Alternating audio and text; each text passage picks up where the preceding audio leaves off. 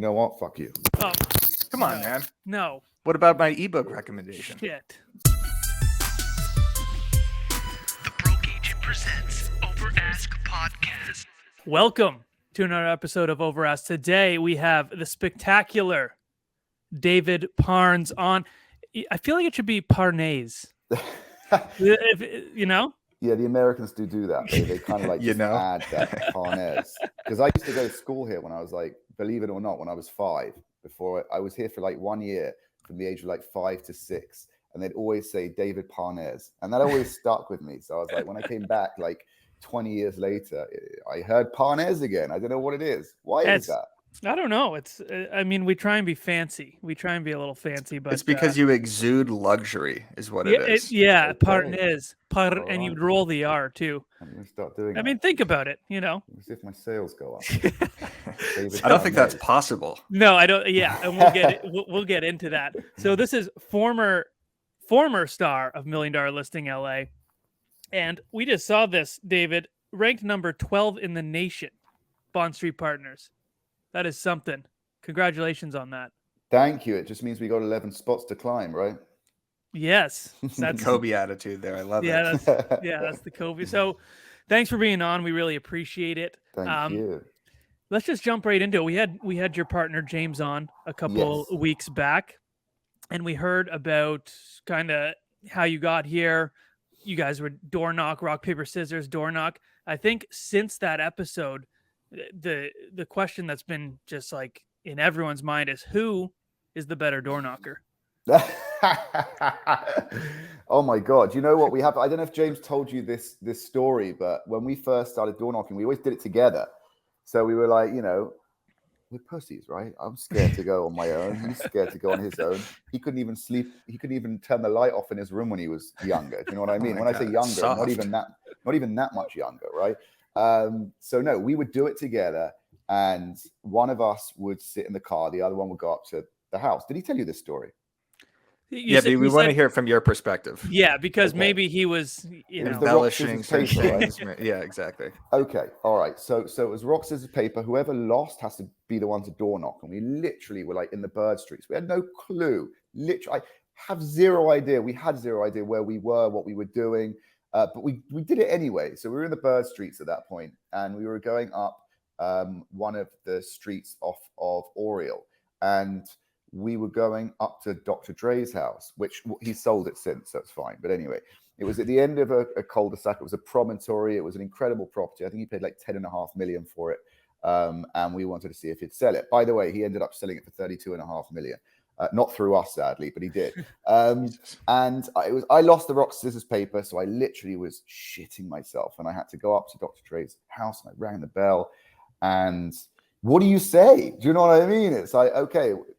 He didn't answer, right? One of his, assistants or whatever answered, "How are you?" I said, "This is David and James. We have incredible buyers in your area." And this is like one of the first door knocks I ever did, right? And it had to be Dr. Dre's house. And, would you be interested in selling? Well, I'll speak to my boss and I'll let you know.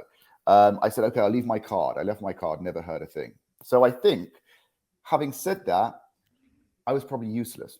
But the point is, you don't give up, right? Each time you kind of get the craft. It's always like perfecting the craft or improving on the craft, right? Yeah. So the more no's I got and the more no's James got, the more it basically pushed us to get better. I mean, at the end of the day, the reason we went into this industry is because we were going to work harder than anyone else. We were never going to give up. We were going to stay in our lane.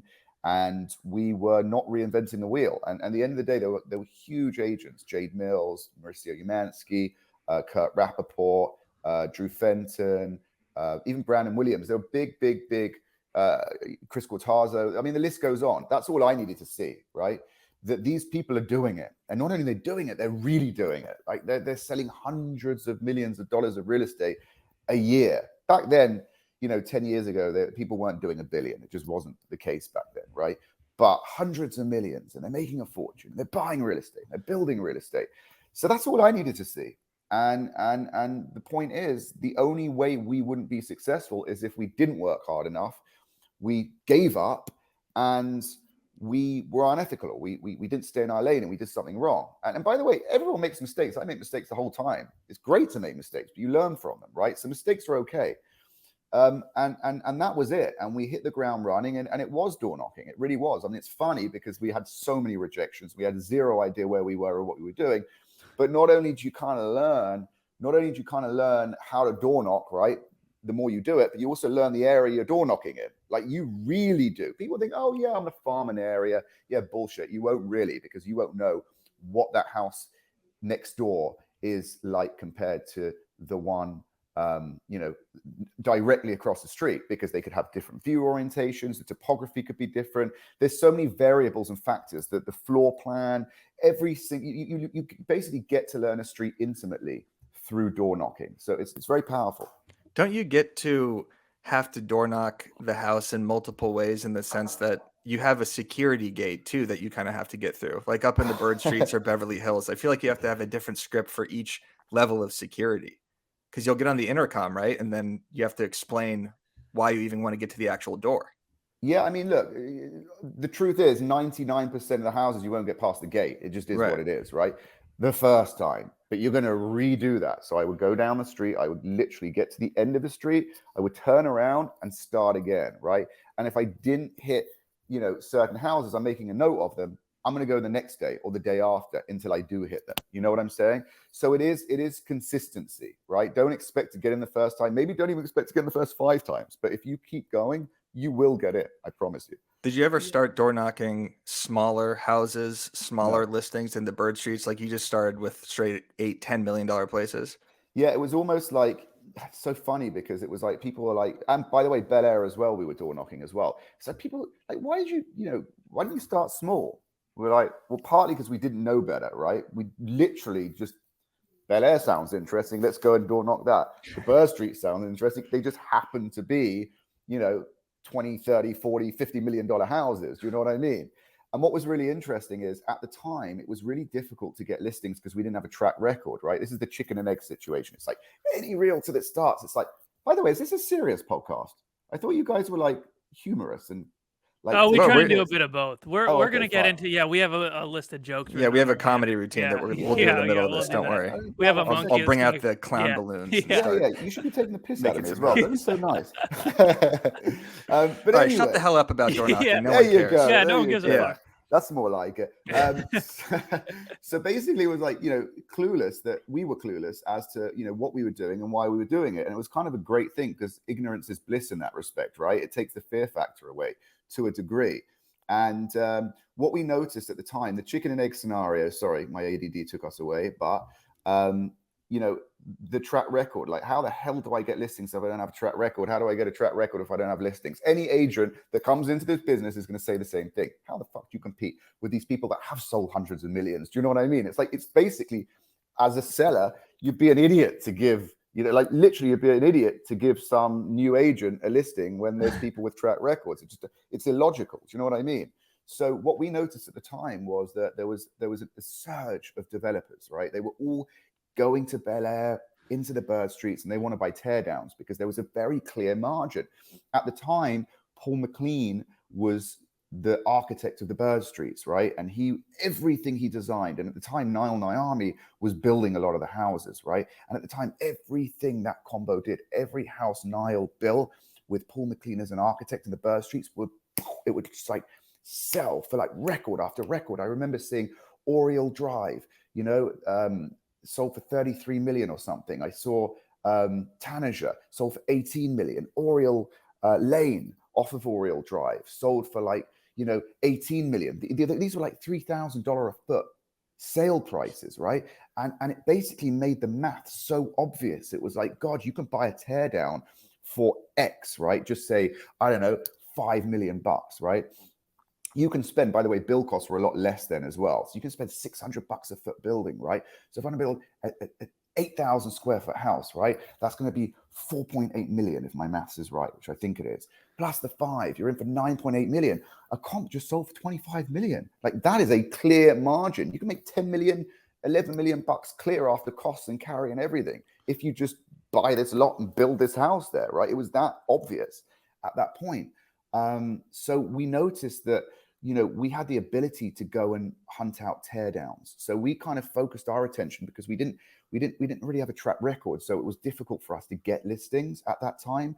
So we would focus on the teardowns. So we would door knock, get these teardowns, because a developer doesn't give a shit how long your track record is. Yeah, maybe it helps because, they believe what you're talking about. But if the deal is that obvious, it's like, this is the deal, they're going to buy it, right? And if you do good by them, this is what I've noticed. If you do good by a developer and you're loyal to them and you're delivering them deals and you're there throughout the process with them, they're probably going to give you the listing on the back end as well, right? And suddenly what happened was it's just such a weird how this all came together, was that we would sell a $6.5 million teardown in Bel Air and end up selling it for $37 million on the back end, right? God. So you're actually doing $45 million worth of business out of like one door knock, which is crazy, right? It's almost better than getting the listing initially because you're kind of double dipping in that respect. So we did that a lot. And then in, Bel Air, even with the teardowns, we would promote it and put it out there that we just sold this teardown on Perugia Way for $6.5 million. Then we got a call from someone on Stone Canyon, right? Which is the street the Bel Air Hotel's on. He's like, he was like an old agent. His name's Gene Leone. What a character. Holy smokes. Did you just sell that teardown on Perugia Way for $6.5 million? That's my American accent, by the way. I apologize. Uncanny. Fantastic. We're like, yes. We're like, yes, we did. He's like, do you think you could sell mine for 6.5? I was like, absolutely. We listed his house. We sold that. It was actually for 6.4, but he wasn't complaining, right? So then suddenly we're getting our name out there as these, tear down sellers, right? And at the same time, inadvertently, we're building this massive pipeline up because all these houses are under construction. And right now we have about $1 billion of inventory because we've sold all these teardowns over time and they're under construction now. And we have the listing signed already. So it's kind of crazy, basically. And it went from $6 million teardowns to $12 million teardowns to $20 million teardowns to $30 million teardowns. I sold a $56 million remodel, which was basically a teardown. So it just kind of exponentially goes crazy because then you have to think about what is the value of those properties on the back end. Suddenly you've got all these listings coming up for 150 million, 120 million. So it just literally explodes. Do you know what I'm saying? And that's basically it. Sorry for the long ramble. Yeah, but how much of this has to do with your British accent? Yeah, I know. That's the thing. I can listen to you talk all day. Yeah. And Really? I'm assuming like when you were doing this door knocking 5 hours a day, you had calves of a racehorse. I'm sure you're fit as a Does fucking he? How do you fiddle. know he has calves as a racehorse? I got door chicken knocking. legs. Have you seen the? I'm sure you've seen the Beverly Hills driveways. They're I've seen them. fucking 50 Yeah. feet high. Yeah, big they are, calves, but David. remember, you don't get through many of them first Right. time. So you're So lucky to walk up. You're lucky to walk up 2 long driveways on a successful door knocking situation. But thank you. I wish I did have calves of a racehorse, more like a greyhound, but it's fine. That's good too. And by the way, back to my accent, my wife would thoroughly disagree. She could not want to sit there and listen to me all day, wow. but I appreciate it. Maybe the novelty just wore off. Do you know what I mean? Right. Yeah, Now- when you live with someone, for sure. When Yeah. you were walking up those driveways, like you said, you'd be lucky if you got up 2. Was that like once you finally got through the gate, walking up, where you're like, holy shit, I gotta turn it on now. This is like my chance for the day. This is I need to feed my family type deal. Because I'm assuming early on you didn't have the luxury of just. I mean, what James says is you didn't have a lot. Like when you started, you were like really grinding.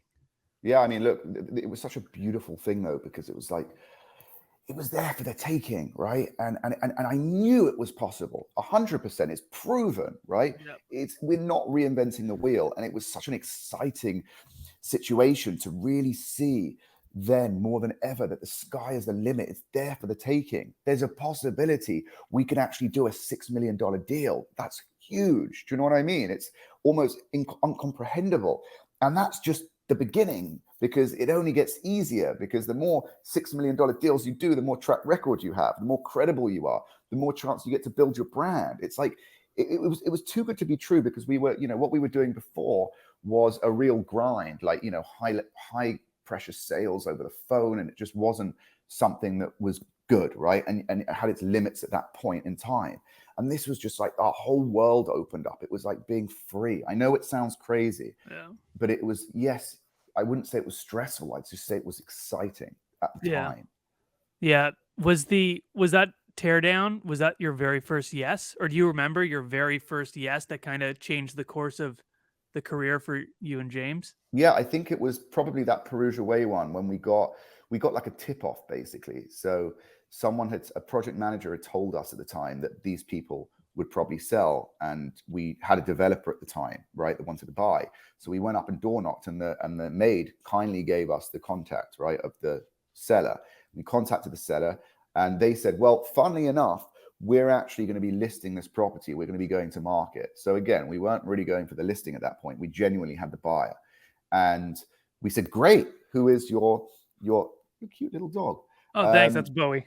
Hey, He's Bowie. part of the show, friend of the show. Yeah. I love dogs. So Do you have a dog? Yeah, I have a little rat. She's a Chihuahua. She's somewhere upstairs. Yeah, she attacks everyone that comes into the house. I still love her though. She's a little shit, but I love her. Anyway, yeah, I think she's just being protective. I don't think she means bad. She genuinely thinks she's trying to help us out. It comes off completely wrong though. By the way, if she was a big dog, she would have been put to sleep by now because she would have killed like 10 people. Just kill it. But do you bring your Chihuahua to showings or anything like that, or around clients? No, she'll destroy everything. She looks cute until she opens her mouth. That's a problem, and she'd do more damage than good. Your dog would probably win that, by the way. I can see your dog's really cute. Mine is Thank you. Not very nice. He's fantastic. You can't see his face actually. No, he's fantastic. He's got a great face. Yeah, he's got a great face. He's got a great face. I think I saw on your Instagram actually. Yeah. And basically, okay, where are we at? Luckily, this is not live because we can kind of like, oh yeah, we can cut whatever we want out of this. Oh, I'm streaming this this on my Instagram right now. Actually, the entire world is seeing this. So. By the well, way, I do want to know. You were talking about the first teardown. What you were saying was that one you were just talking about. So basically, they said they were going to market. So we said, okay, can you give us your agent's details? So we contacted the agents at the time, and we said we got a buyer, and we basically put this deal together, and we sold it for $6.5 million. And basically, which was a huge commission, right, for us. I don't think we'd ever seen a paycheck in one go like that, even though there's two of us, right? It was like. Yeah. Wow, that's crazy. Off the back of that is what I told you, that the guy from Stone Canyon, Gene Leone, who was an old-time agent, contacted us and said, did you guys sell that for $6.5? Can you sell mine? And we ended up selling his one. It was just like, this is awesome. I remember a friend of my dad's at the time took me from London, took me for dinner at Boa, right? And I was sitting there with him and his daughters and whatever. And at that point, I got the offer from Rochelle Atlas Mays, do you know what I mean? On 880 Stone Canyon. For like 6.3 million to land at 6.4. And I was like, whoa, this is like crazy. I remember I was sitting, do you know what I mean?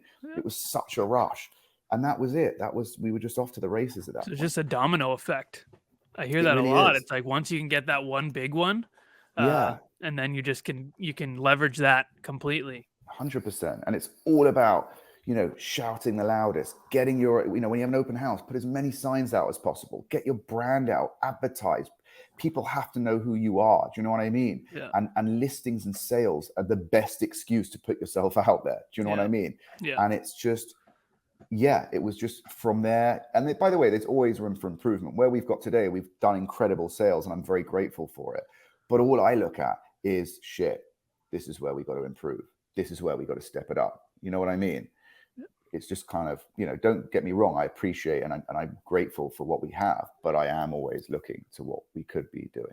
Yeah, absolutely. So what are you seeing now? I mean, with the rates going up, do you think there's going to be a recession? Is it harder for you guys to get these big listings and sell them?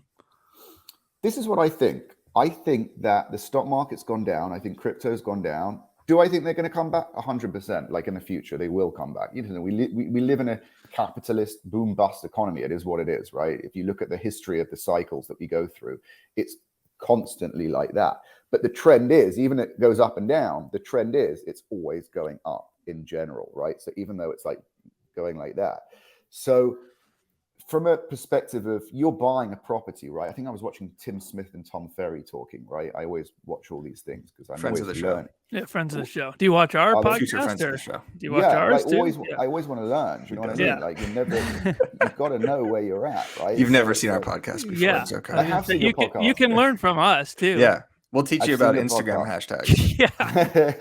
That would be not how to get $60 million listings, but how to get more link clicks in your story. 16 which million, is good for the 16 million views. The blueprint, actually. Yeah. Oh yeah, I Yeah. like that. Yeah, let's talk about that. We Hold will, that we will. thought. We will. Absolutely. will. It's on the docket. Yeah. Thank you. But no, honestly, the truth is, what I was even talking about, I completely ADD'd now. Sorry. Yeah. We're talking about the economy and basically what Oh, you're yes, telling that's it. clients right now. What are you telling buyers? So I What are you think the telling trend sellers? is always up. This is the thing. When you see the stock market go down, people think, oh, well, the real estate market should go down. Or now you've got crypto in that equation as well. Oh, the stock market should go down. Actually, no.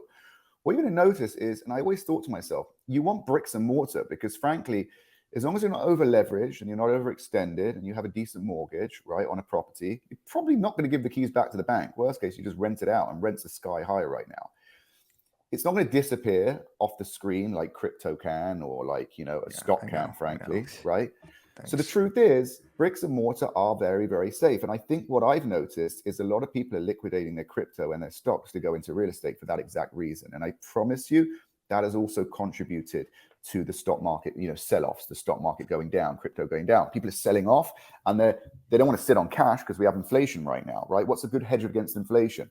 Definitely not having a cash in the bank. The best hedge against inflation is to put into real estate, right? And you also want to borrow as much money as you can. The value of your debt goes down and the value of your asset goes up. So it's like a win-win. If I own real estate during inflation, it's the best place to be, especially if I've got a mortgage on it. And I don't know if you're following this, but it is what it is. The value of money goes down during inflation. We all know that, right? Yes. Which basically means if I owe my mortgage in dollars, the value of that mortgage is going down. Right. Yeah. And if I own my property, which is an asset, the value of that property is going up. It's a win-win. In my opinion, it's probably one of the best times to buy. And by the way, if you're buying a house, you're buying it probably for the next 30 years, right?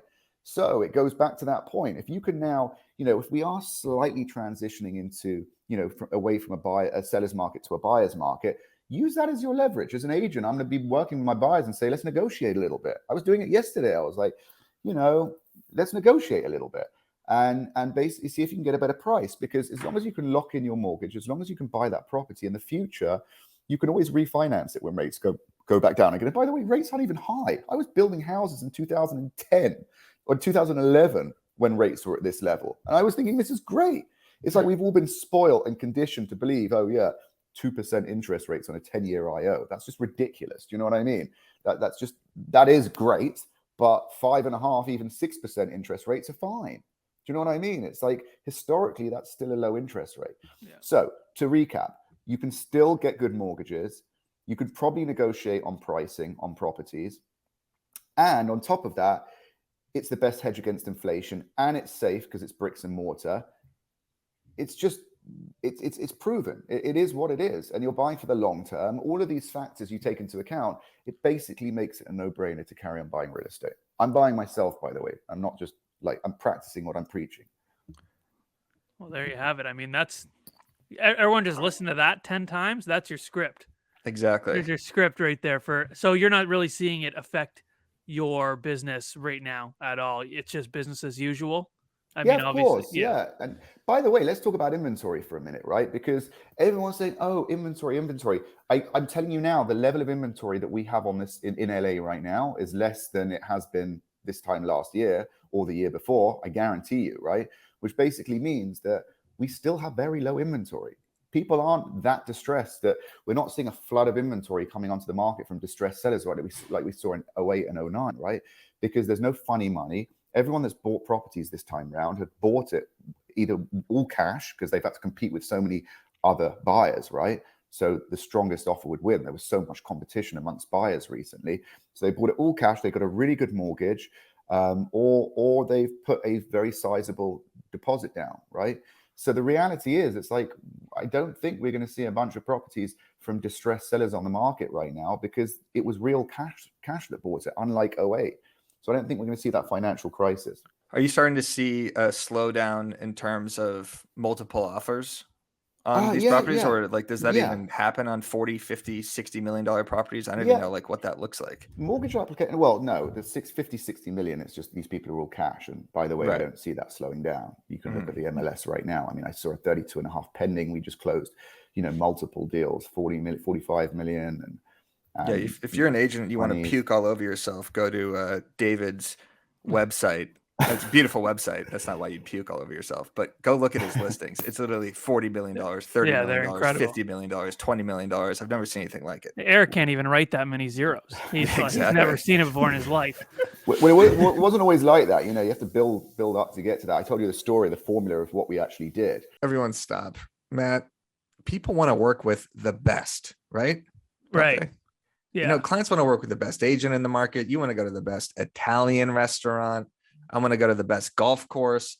And people want to listen to the best podcast in the game, which of course is us. And agents want to use the best CRM in the business. And what is that, Matt? That's right. Well, that's Boomtown, the #1 user-rated real estate CRM. And it's so much more than a CRM, Eric. You know that?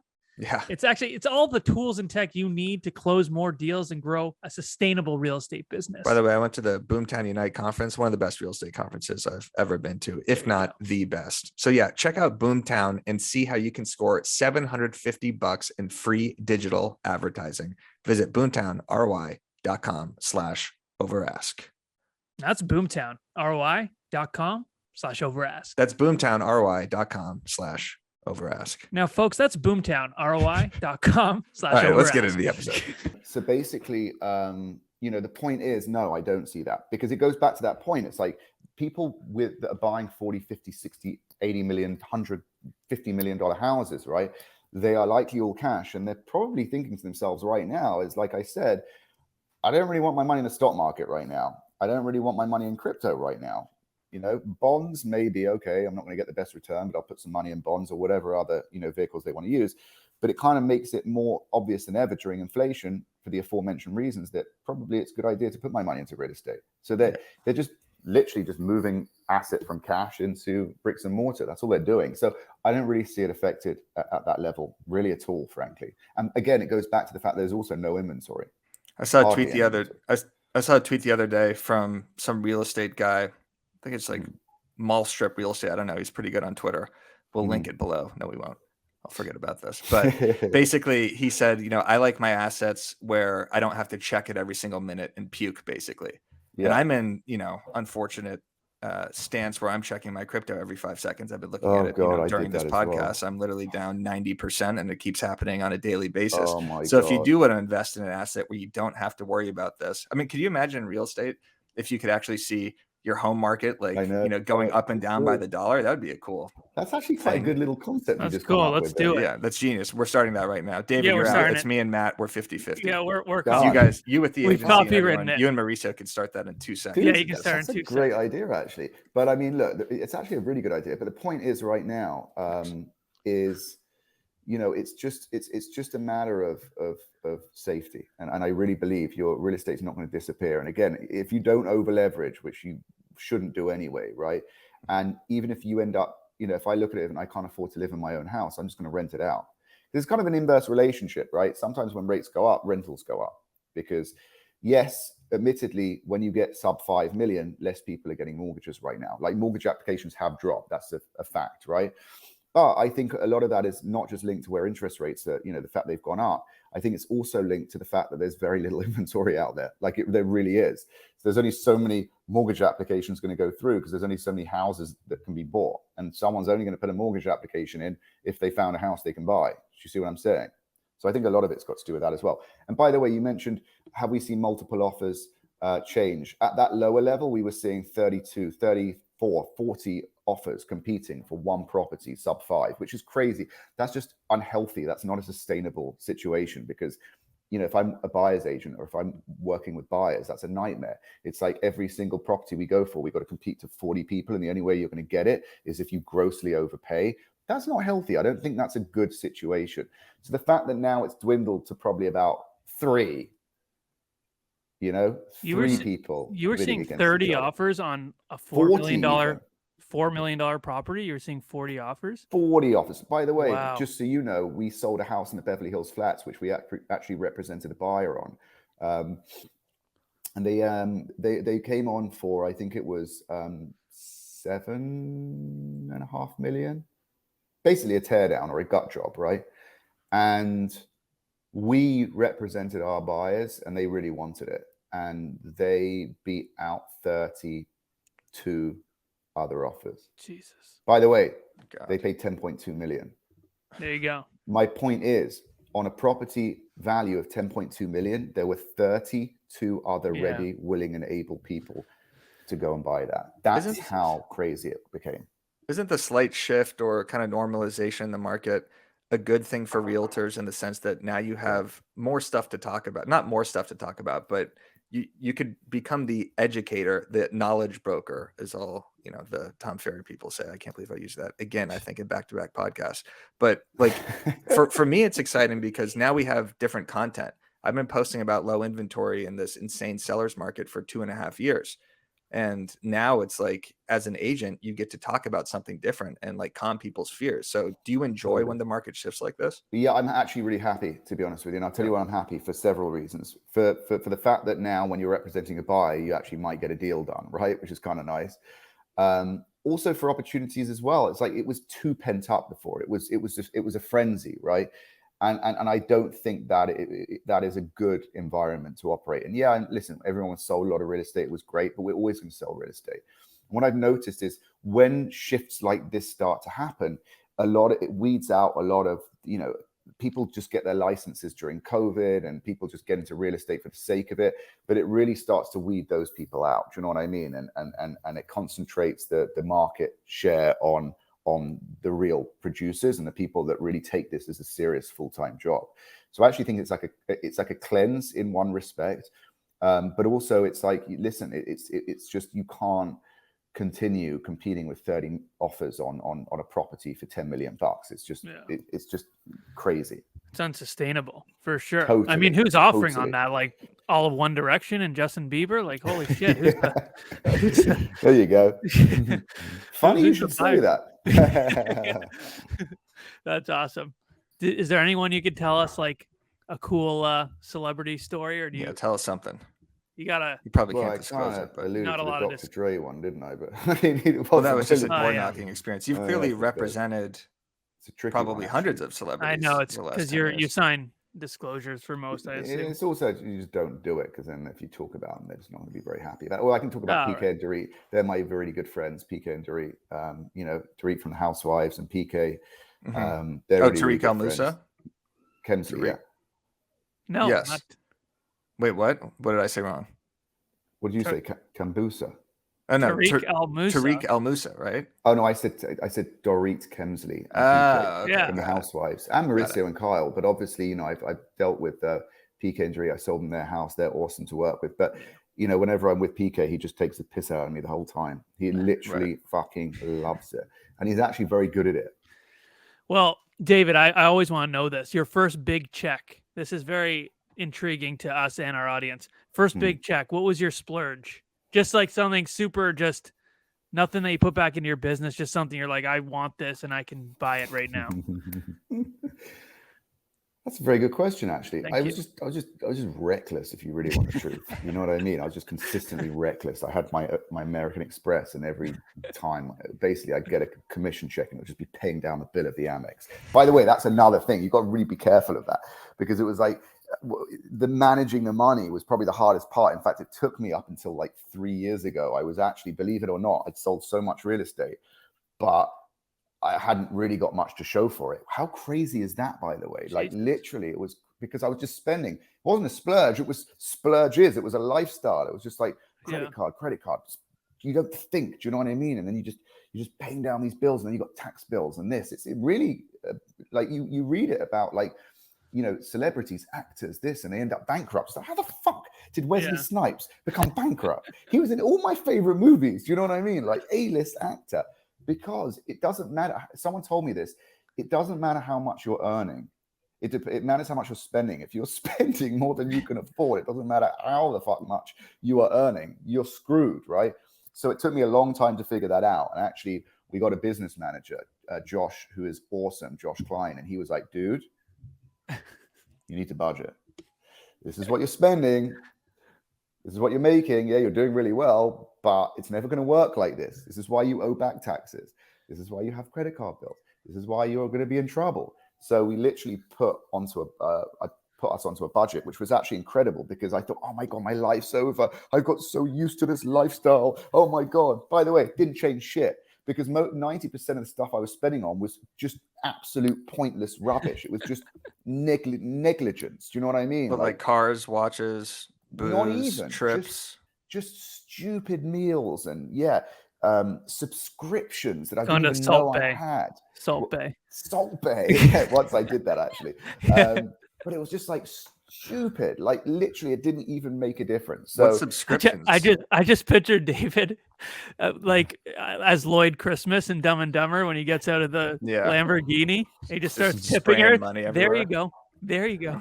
He's just giving money to everyone. It was just stupid. Now I think back on it. And by the way, it's it makes me sick to think about. Like you work so hard and you get this rush, but you don't really I didn't really put two and two together and think that, these rewards are a result of hard work, right? If you're just going to like do that hard work, get it, and then just splurge it and probably end up in debt because you're going to owe taxes on it, right? Because you don't open up a tax account. It can really be a massive fuck up. And it was, thank God, I've been able to turn it around and it's good now, but it was just like, so that full long-winded answer was just in response to a splurge you asked me about, one of my first deals. You just splurge for like 10 years. Yeah, exactly. That was the best answer we've had on that question. Yeah, I think. that was terrible. Yeah. Anyway, I'm glad it's hopefully in the past at this point. No, my wife always said, I married an Arab and now I have a Jew. Well, you know how it is, like, the Arabs, like, by the way, I'm Persian, I can kind of say that. In fact, you've probably cut that just in case come to think of it. I'm Jewish, if that helps. I'm Jewish too. Okay, I wasn't worried about the Jew part, I was worried about the Arab part. But I am Persian, so whatever. Yeah. I'm Let's Persian hope they don't just We've covered all bases. I'm Italian, so awesome. Yeah, we're good. Are you going? Are you going this summer? Yes. Where are you from? Well, I'm from Toronto. Oh, but your blood is Italian from where? Like where? Body. Interesting. Yeah. I mean, I'm not real. I'm just one of those Italians who my last name's Leonetti. Fucking I awesome. just, Yeah. Have you been watching The Offer, by the way? The what? The Offer. Yes. Did you like it? The It's Offer all right. is the making of The Godfather, right? Yes. Oh, I love that. Oh my God, it was so good. Yeah. Anyway, The Godfather's one of the best. I thought The Offer was a movie with Miles Teller. Yeah, or is it a TV show? Yeah, it's I don't even know what the fuck it is. It runs like a movie, but it's in parts. Do you know what I mean? Like Got it. Episodes. Okay, we'll check Bloody that out. Awesome. Yeah. You could have got a part there with your Italian last name, and Thank you. Yeah, my big nose. No. Well, I had 3 nose drops, but No, anyway, moving on. I thought you were talking about Splurge Forum right when you said, "Are you going this summer?" I thought you were talking about Forum. The agency. No, I thought he was talking. Yeah. I think he was talking about Italy. Yeah, I was talking about Italy. No, I'm not going going to France. Italy. It was like No, you just no. said, yeah. I was thought, oh, yeah. I mean, I can go to Italy too. Dave, Right. you want to split? I would. I'm going to France. I'll meet you there. Yeah, done. End Okay. of Meet Tatiana there, August, too. end of August, beginning of September. I promise you, I'd be on a fucking plane right now if I could. But we just had a baby, and it's a little bit. Congratulations. Congratulations. Yeah, thanks. That's why I look like shit right now. But thank you. Baby, chihuahuas tearing shit up. Just Dude, complete. And my 4-year-old who was actually having a meltdown just before we started this podcast. So luckily nice. you were a few minutes late because otherwise I wasn't at my screen. All right, well, before you get back to the baby, we want to talk about the blueprint real quick. Yes, I appreciate that. Your email blast, which is incredible, going out twice a week. Matt and I get it. I know we turned a bunch of people on it after James's episode, and we got such great feedback from it. So if you could just break that down real quick, why you started it, what it's about, and how it's going. Yeah, no, totally. And thank you, by the way. So basically, look, as a new realtor or even just a realtor, I always find myself like researching. I mentioned to you, like the podcasts I'm watching, trying to get that information.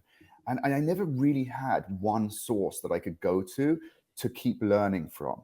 So we created what we basically always wanted. And that is literally taking the current affairs, taking the latest news related, pertaining to the economy or to real estate, and giving our take on what that means from our perspective, how we interpret that as realtors in our position, knowing what we know. And it's kind of an amazing thing because it's ongoing because it's based on current affairs, right? So there's always going to be news and there's always going to be things affecting our market like we've been speaking about. But then to hear our take in a short, concise point, because ADD is rife these days, right? I don't know if it's something they put in the water, but people don't want to read long-winded stuff. So we keep it very concise to the point. And it basically gives our take on the market and really, and it gives an intro as well. Like we'll be saying how our week's going, a tip of the day or whatever it is. And it's just very concise. It's very easy to read. It's twice a week. And it basically keeps you up to date with the market and gives you our take from our perspective. And it's as simple as that. But for me, I enjoy doing it. And as a realtor, I would definitely enjoy reading it. So I would strongly recommend. And by the way, it doesn't cost anything. It's free. So it's like, okay, big deal. And by the way, it's delivered to you as well. So you don't have to go looking for it. You can just get sent to your inbox twice a week. You open it up, you can read it within 5 minutes and you're completely up to date. I think it's a great thing. It is very, very good. And I said this to James as well. I can't stress that enough. Like, I do not like this type of shit at all. But like you said, it's kind of like bite size where you can actually consume it, because I don't want to read like paragraphs and paragraphs or something. I just can't do it. And that was our main thing, because yeah. we are both majorly ADD. So it was like, we don't want this long-winded thing. It's got to be short. It's got to be to the point. I want to be able to read that in 5 minutes and be able to move on with my day. And our subscriber base has grown exponentially. I think every week it's literally now hopefully going to go viral, but it's going kind of really, really crazy growth right now. We have referral programs, people that refer a certain number of people. We offer them a Zoom or a shout out or whatever it is. So that's a great incentive there. And it works. I mean, the open rate's crazy as well. It's not like it's going out to a bunch of people who aren't opening it. We've always maintained a very high open rate. So it's good. It's exciting. Yeah. I mean, if anyone's listening to this podcast and James's podcast, you hear how passionate they are about real estate and how knowledgeable they are. And the email shows that as well. Oh yeah. So we're also in the process of growing our email list. And I just wanted to ask you, what are you doing to grow your email list? Are you doing links in your stories? I know you mentioned you do some Zooms and stuff like that, but what else are you doing to grow an email list? So it's kind of important. Obviously, we have organically, we have clients, we have a website, we have a lot of visitors, right? Because we're pretty public in that respect. But also, our social media following is huge. We're always putting it on the avenues that we believe will work. And obviously, and we already have a following on. So we were lucky we already have a social media following. That's a great way straight away. Also, the referral programs, we're going to be setting up a YouTube channel, and we're probably going to be doing some paid ads as well. Awesome. One thing we just did, and just keep talking about it, and then word of mouth. Don't forget, word of mouth is huge. It spreads like wildfire. Think about it. If there's like a bit of gossip or a rumor that goes around, it goes from one person, then it turns to 10 people, then 100 people. Do you know what I mean? Yeah. Like, it's the same thing. If something is good and people see it and they appreciate it, it will spread like wildfire. So a lot of it's from referrals as well. Yeah, I'm sure people are forwarding it to people nonstop. Agents in the industry, even forwarding it to their clients for good information. One thing we did that you guys could definitely do is we did an ebook on just like Instagram hacks, free ebook, link in story, and we got like 1,500 downloads, which is 1,500 emails in 24 hours. So I'm sure you could basically turn one of your blueprint emails into an ebook or maybe a longer form.